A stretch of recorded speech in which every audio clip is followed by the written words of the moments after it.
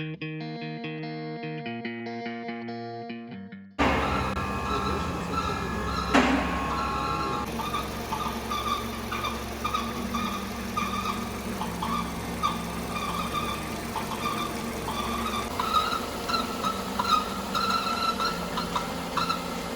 думаю, что вести.